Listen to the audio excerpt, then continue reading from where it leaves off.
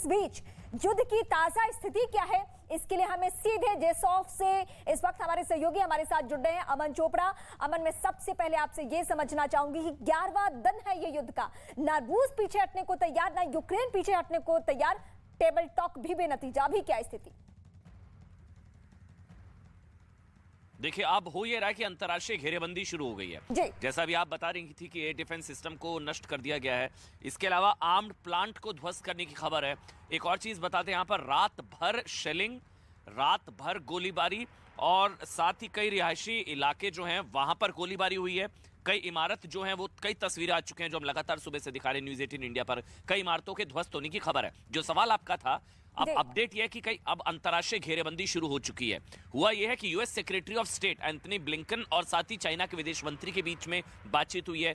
चीन की तरफ से यह कहा गया है, ये यूएस को कहा गया, नाटो को कहा गया कि नाटो का ईस्टर्न एक्सपेंशन, यानी कि जो असल मुद्दा है वो ये है कि नाटो का एक्सपेंशन, जो पूर्वी ईस्टर्न एक्सपेंशन है, वो रशिया की सिक्योरिटी को चैलेंज करता है, यानी कि रूस की सुरक्षा के लिए चुनौती बनता है।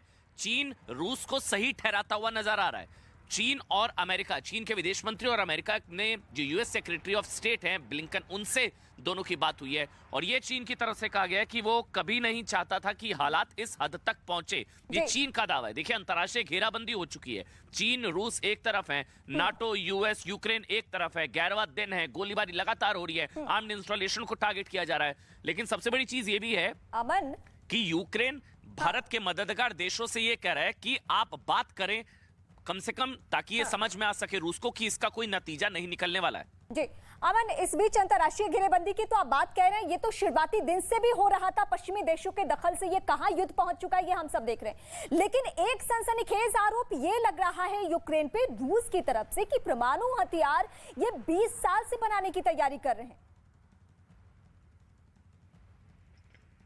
ये तो रूस, बल्कि ये तो आरोप यूक्रेन रूस पर लगा रहा है, रूस यूक्रेन पर लगा रहा है। सबसे पहले तो खबर रूस से आई थी कि न्यूक्लियर डिटरेंस फोर्सेस को अलर्ट पर डाल दिया।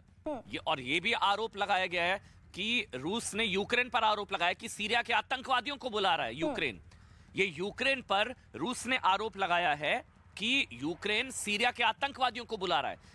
यूक्रेन ने रूस पर आरोप लगाया कि रूस ने अपनी न्यूक्लियर डिटरेंस फोर्सेस को अलर्ट कर दिया। रूस यूक्रेन पर यह आरोप लगा रहा है। यूएन की तरफ से ऑफिशियल ये बताया गया कि 350 सिविलियंस मारे गए हैं। नंबर है, आंकड़ा है। ये यूएन की तरफ से बताया गया कि 350 सिविलियंस जो हैं वो मारे गए हैं। एक और अपडेट जो है, लगातार अपडेट्स आ रहे हैं इस मामले को लेकर। अच्छा, अभी का अपडेट ये भी है कि जो सीज फायर हुआ था दोनों तरफ से, मतलब मैं आपके पास लौटती हूँ, लेकिन इस बीच जरा एक बड़ी खबर हम दर्शकों को अपडेट कर दें। रूस के हमले से कई इमारतें पूरी तरीके से तबाह, कई इमारतों में भीषण आग लगी है।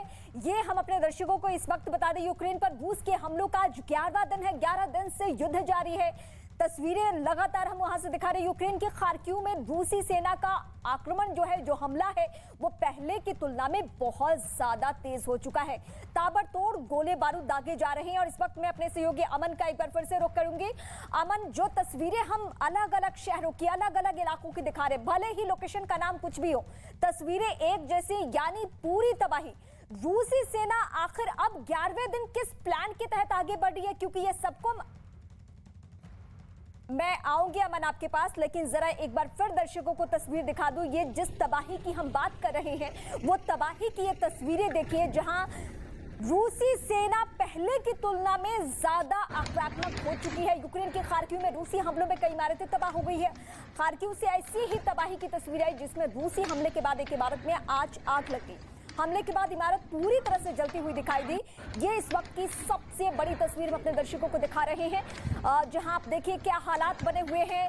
ये मकानों की तस्वीर, ये घरों की तस्वीर, जहां पे देखिए आग ही आग।